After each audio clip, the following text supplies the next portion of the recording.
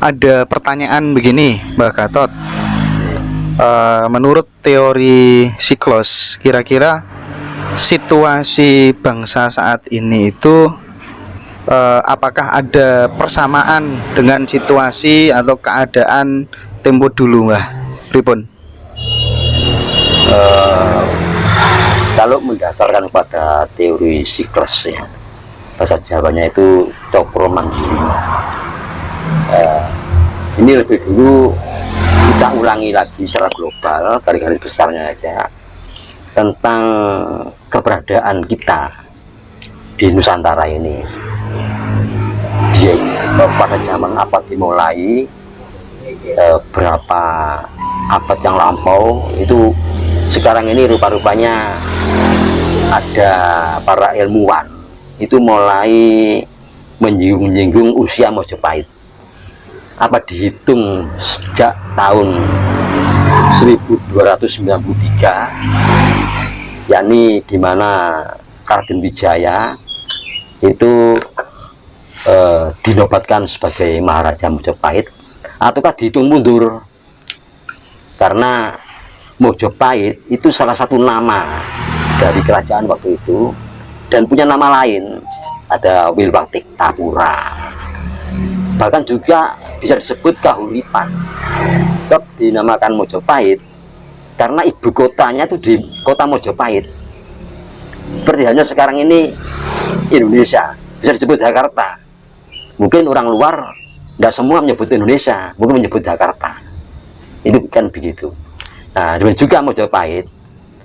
Kalau dipelajari dengan teliti, nama Mojopahit itu salah satu dari nama kerajaan waktu itu.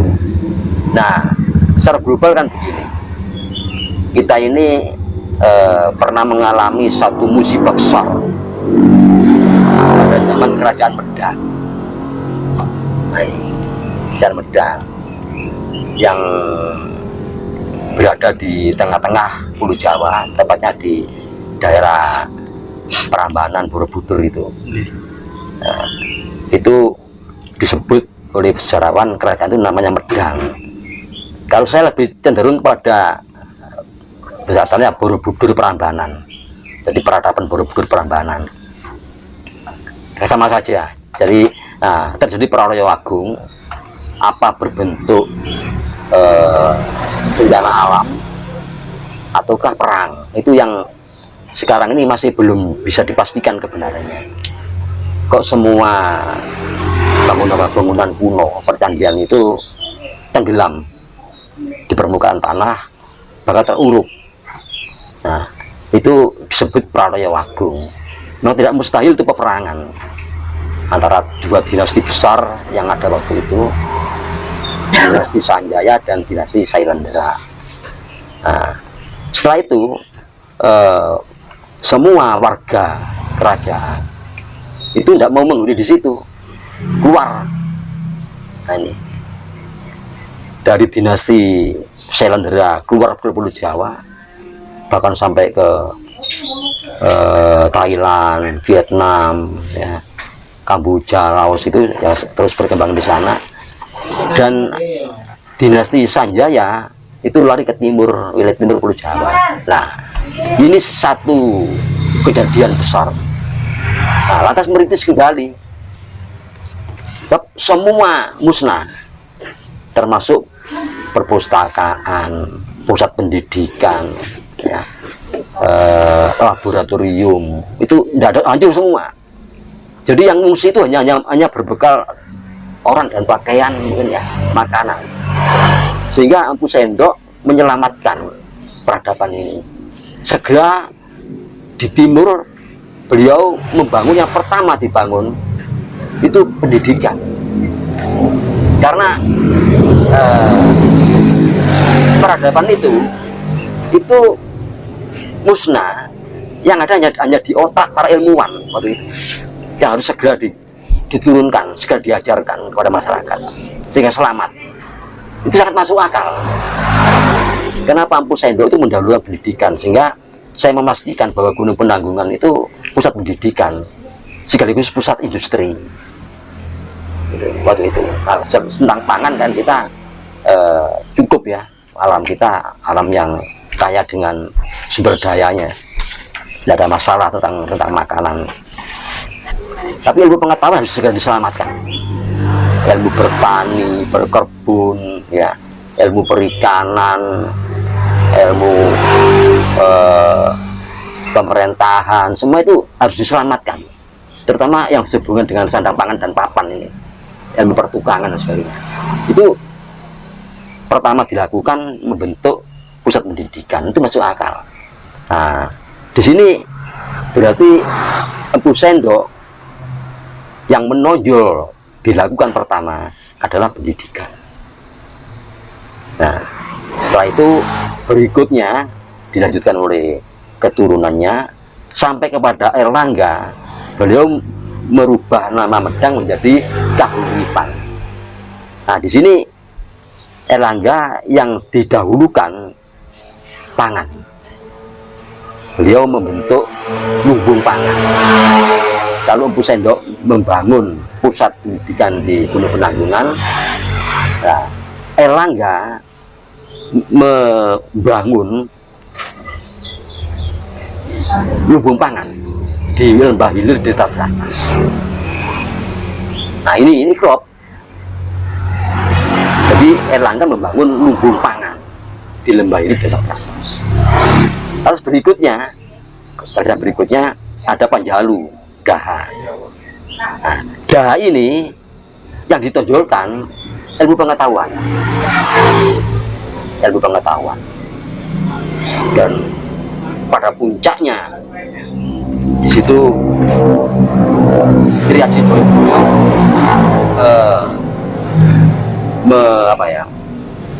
banyak menciptakan pengetahuan baru di situ, tetap kehidupan itu. Nah, selanjutnya Singosari sekarang.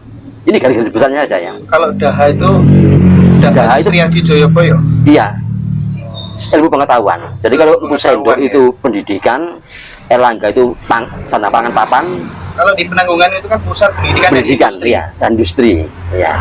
Nah, Erlangga itu membangun lumbung pangan di Lembah Hilir Desa Brantas. Sekarang Sidoarjo itu. Nah, lantas Daha, ya, Panjalu, Sri Adi Joyoboyo itu membangun ilmu pengetahuan, laboratorium, perpustakaan itu dibangun. Terus berikutnya Singosari ini membangun pusat pertahanan. Jadi meningkatkan lembaga pertahanan dan keamanan.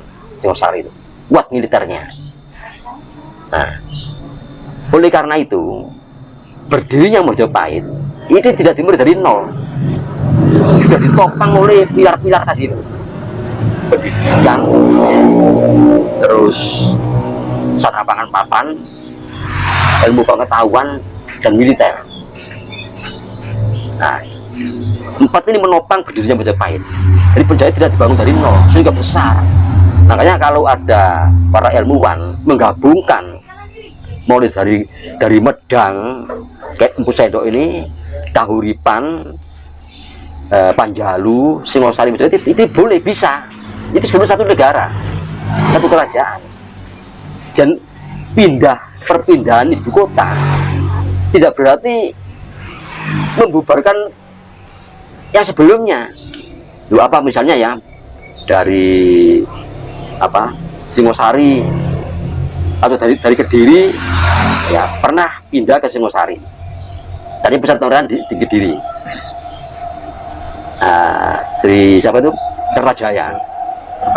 Ya, terus dipindahkan oleh Kenaro ke Singosari. Lu apa waktu pindah itu sekolah tutup, pasar buyar, kantor pemerintahan tutup, pabrik tutup, apa begitu kan dah. Misalnya dari Singosari ya, akhirnya direbut kembali oleh Kediri. Lalu apa pada saat perpindahan ibu kota dari Singosari ke Kediri ini semua instansi tutup, sekolah tutup, rumah sakit tutup kan dah. Demikian juga dari Kediri ini ke Mojopahit, berdirinya Mojopahit. apa itu mengganggu masyarakat. Yang perang-perang kecil itu kan hanya di pusat pemerintahan aja, berbagai kekuasaan. Tidak melibatkan semua rakyat, tidak melibatkan semua pasukan, tidak. Jadi masih berjalan terus. Samanya dengan sekarang ya, dari Bung Karno ke Pak Harto, kon rame itu, ada peristiwa besar. Loh, kita di daerah apa dari sekolah, tetap jalan kan, kantor-kantor buka, pasar buka, rumah sakit buka, tetap yang laporan, yang misalnya mau kajian yang kirim dari pusat, nggak mengganggu itu, sama dengan itu, Jadi mulai dari kauripan setelah Prayowagung ini ya. Prayowagung di Parangbaran Bruder itu, berikutnya kita berdiri lagi Medang sampai Kahuripan dan ini satu kesatuan. Ini yang kadang-kadang di dalam benak kita ini seolah-olah perubahan pemerintahan, ya tidak. Jadi hancurnya satu negara, ganti negara, enggak. Dia berkelanjutan. Makanya Mojopahit menjadi besar. Kalau Mojopahit itu didirikan 1293, terus pada zaman yang buruk itu menjadi bersusuar waktu itu, ya tidak mungkin kan. Karena ditopang dari pilar-pilar ini tadi, sehingga besar itu. Nah, sekarang kenapa ini saya sampaikan? Kita ini sudah 2 kali kan berarti mengalami kehancuran. Zaman Prayowagung sampai dirahasiakan. Mungkin perang ini sangat dahsyat. Nah, terus kita bangun besar, hancur lagi Mojopahit pada akhir pemerintahannya. Ini kan sudah 2 kali. Nah, oleh karena itu yang penting sekarang ini kita akan menjaga persatuan dan kesatuan. Nah, kalau kita lengah, terjadi perang saudara lagi seperti di akhir Mojopahit atau di Medang. Nah, ini berarti yang ketiga kalinya, mungkin kita parah akibatnya. Nah, jadi pertanyaan tadi tentang Cokromanggilnya, teori Siklus itu memang ada. Jadi kalau kita baca apa ya, ilmu alam itu apa namanya,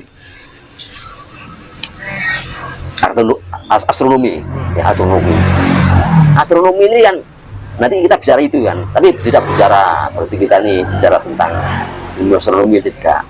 Cuma di situ ada yang namanya ruang waktu, itu kan gerakan planet tadi, gerakan planet, dan gerakan itu mesti kalau tidak rotasi ya revolusi, berputar, mesti berputar. Jadi itu kurang gini kan, bumi berputar, bulan berputar, mata porosnya berotasi, berevolusi, matahari semua berputar, sehingga terulang kembali. Banyak kejadian terulang kembali. Contoh ya, kalau ini ilmu otak-atik ya, dianggap ilmu otak-atiknya wong Jawa, bukan ya. Ini contoh aja, kalau saya sebut di sini persamaan antara Lincoln dan Kennedy. Lincoln itu menjadi presiden tahun 1860. Ya. Kennedy 1960. Ya. Nah, terus sekretaris Lincoln itu namanya Kennedy, dan sekretaris Kennedy namanya Lincoln. Nah, ini kan aneh ya. Lantas Lincoln dan Kennedy ini, kalau cuma nama Lincoln Kennedy ini sama-sama 7 huruf namanya ini. Iya. Kalau Lincoln jadi presiden 1860, Kennedy 1960. Lincoln dan Kennedy ini sama-sama terbunuh di bagian kepala karena membela hak diskriminasi kaum kulit hitam, yang gitu ya, sama-sama. Lantas lagi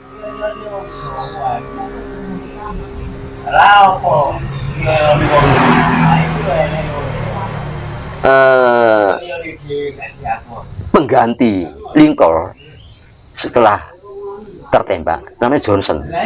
Johnson. Ya, pengganti Kennedy namanya Johnson. Nah, beberapa persamaan ini akhirnya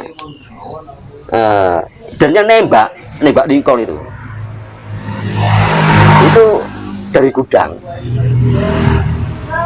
larinya ke teater.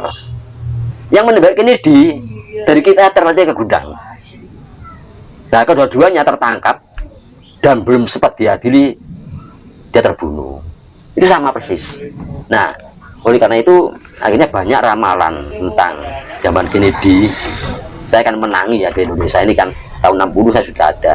Itu terjadi krisis waktu itu di Amerika. Nah, itu para ekonom itu juga menarik ke Lincoln.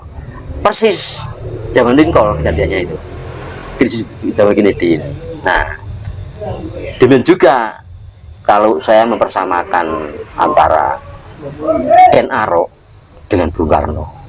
Jadi dalam teori siklus itu sekarang itu sama dengan kapan dulu. Nah, di sini saya mulai dari tahun 1945. Ya. Kenapa tahun 1945? Karena ini tonggak sejarah yang sangat menentukan bagi kita sebagai bangsa. Yakni kita kembali bisa hidup di alam kemerdekaan. Hingga tahun 1945 itu kita jadikan sebagai tonggak. Lantas kita harus kita cari tonggak 1945 ini dulu sama dengan apa? Tonggak ini kita cari ke belakang, kita urut. Agar apa? Agar nanti apa yang terjadi di sini akan terjadi pula di sini. Ini pasti dalam teori siklus itu. Nah, sini ketemulah kalau di 1945 ini ada Bung Karno. Bung Karno pemimpin pergerakan untuk merdeka pada waktu itu. Jadi di samping Bung Karno mendirikan partai sendiri, beliau juga melihat partai-partai yang tumbuh waktu itu, partai politik disatukan menjadi satu lembaga, satu badan permufakatan perhimpunan kebangsaan Indonesia. Nah, PPPKI, permufakatan perhimpunan kebangsaan Indonesia. Apa tujuannya Indonesia merdeka? Tidak boleh punya tujuan lain. Apapun partai itu yang berdiri pada waktu itu, tidak boleh punya tujuan selain Indonesia merdeka. Jadi Bung Karno terpilih sebagai pemimpin di situ, pemimpin pergerakan untuk merdeka.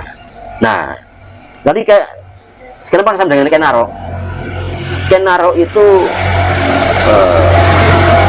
juga begitu, mengkonsep sendiri perjuangannya, dikonsep sendiri tanpa minta bantuan orang lain.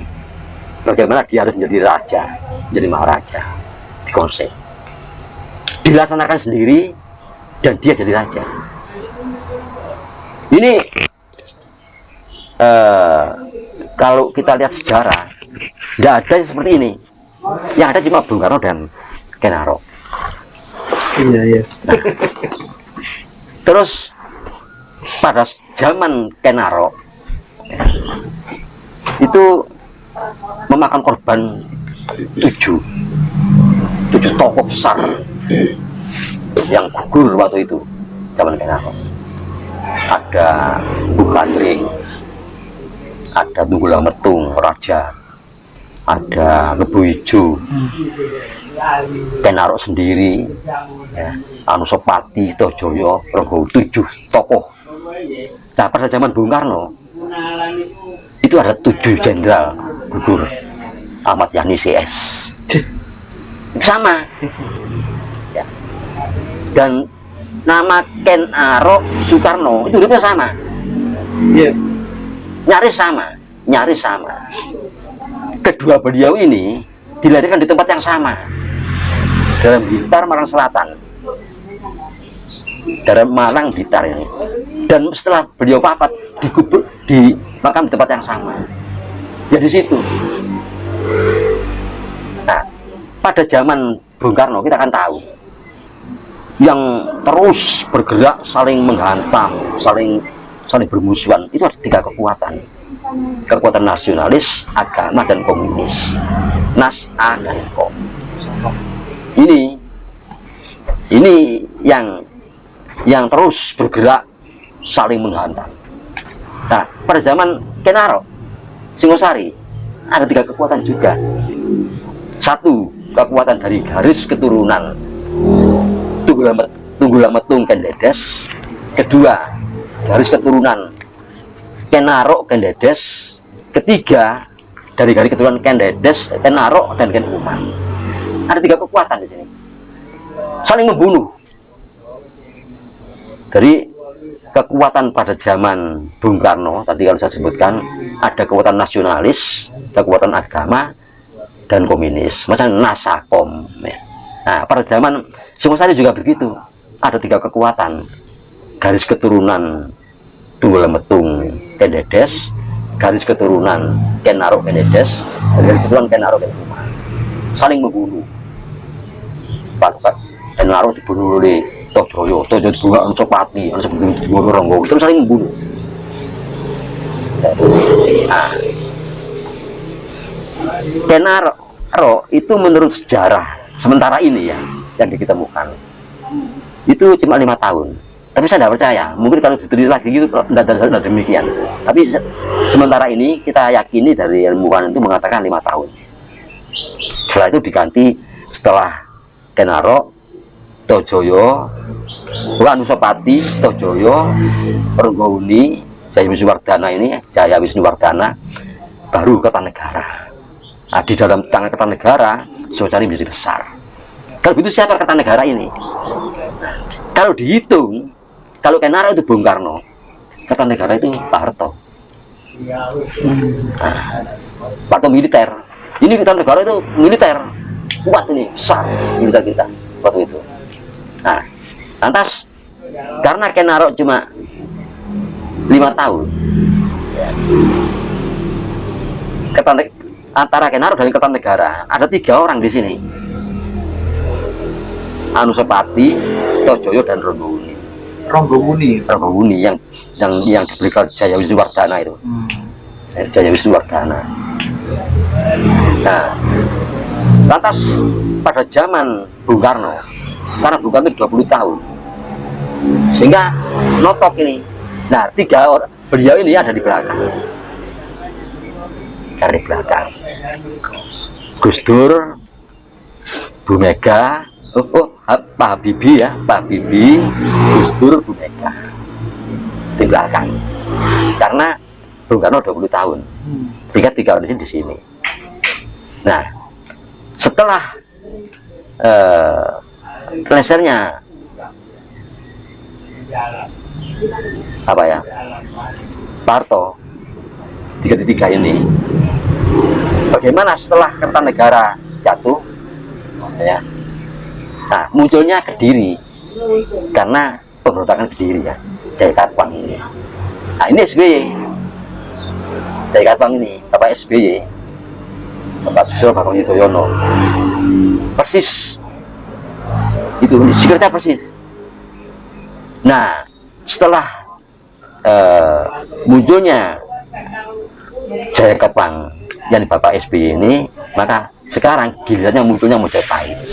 Jadi sekarang ini menurut teori Siklus Cokro Manggilingan, saat awal Mojopahit,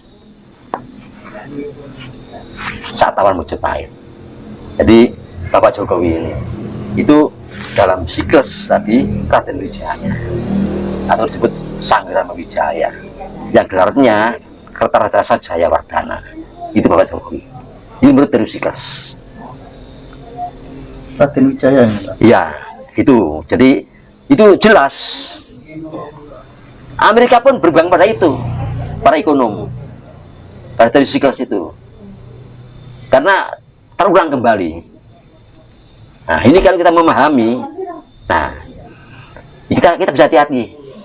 Makanya nanti kebesaran bangsa dan negara ini mungkin tidak lama, karena nanti ada munculnya Hayam Wuruk, Gajah Mada, dan sebagainya itu pada saat ini. Ini awal Mojopahit. Berarti Hayam Wuruk sama Gajah Mada belum muncul ya. Jadi ini yang penting kita harus mendukung dengan kebesaran itu. Jadi ya bersatu. Memang suara-suara mempersatukan bangsa itu sudah didengungkan pada waktu zaman Raden Wijaya itu, karena jangan sampai kecelakaan atau musibah besar Medang dan Mojopahit hancur itu dan ke malapetaka di Medang jangan terulang kembali, sehingga Mojopahit awal itu sudah ditata betul dengan ditopang oleh pilar-pilar dari Kauripan, terus Panjalu, Medang, Panjalu dan Sosari. Nah itu teori Cokro Manggilingan, teori Siklas.